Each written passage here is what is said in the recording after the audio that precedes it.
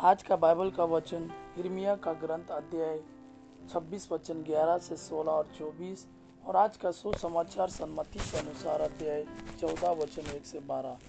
यिर्मयाह का ग्रंथ अध्याय 26 वचन 11 से 16। याजकों और नबियों ने शासकों और समस्त जनता से कहा, यह व्यक्ति प्राणदंड के योग्य है।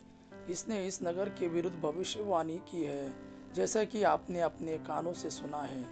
किंतु यिर्मयाह ने शासकों और समस्त जनता से कहा, तुम लोगों ने इस मंदिर और इस नगर के विरुद्ध जो भविष्यवाणी सुनी है, मैंने उसे प्रभु के आदेश से घोषित किया है। इसलिए अपना आचरण सुधारो, अपने प्रभु ईश्वर की बात सुनो, जिससे उसने जो विपत्ति भेजने की धमकी दी है वह उसका विचार छोड़ दे।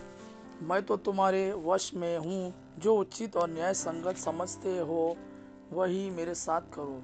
किंतु यह अच्छी तरह समझ लो कि यदि तुम मेरा वध करोगे तो तुम अपने पर, इस नगर और इसके निवासियों पर निर्दोष रक्त बहाने का अपराध लगाओगे, क्योंकि प्रभु ने ही तुम्हें यह सब सुनाने मुझे तुम्हारे पास भेजा है। इस पर शासकों और समस्त जनता ने याजकों और नबियों से कहा, यह व्यक्ति प्राणदंड के योग्य नहीं है। यह हमारे प्रभु ईश्वर के नाम पर हमसे बोला है।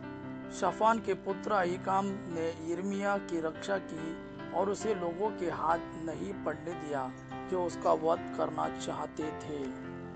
आज का सुसमाचार सन्मति के अनुसार अध्याय 14 वचन 1 से 12।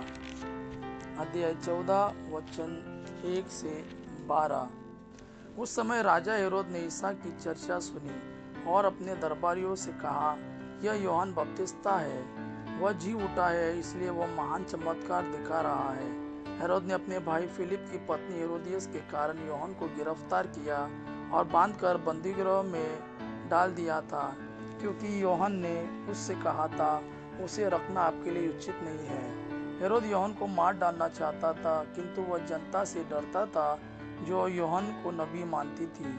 हेरोद के जन्मदिवस के अवसर पर हेरोदियस की बेटी ने अतिथियों के सामने नृत्य किया और हेरोद को मुक्त कर दिया। इसलिए उसने शपथ खाकर वचन दिया कि वह जो भी मांगेगी उसे दे देगा। उसकी माँ ने उसे पहले से सिखा दिया था, इसलिए वह बोली, मुझे इसी समय थाली में यूहन्ना बपतिस्ता का सिर दीजिए।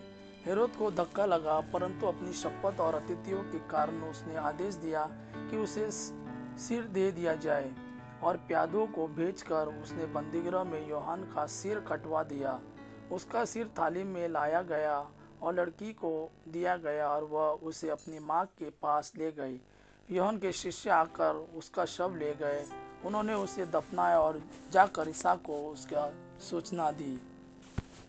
यह प्रभु का वाणी है। प्रभु को धन्यवाद। आबा पिता की महिमा और पुत्र यीशु का प्रेम आप पर सदा सर्वदा बना रहे। आमीन।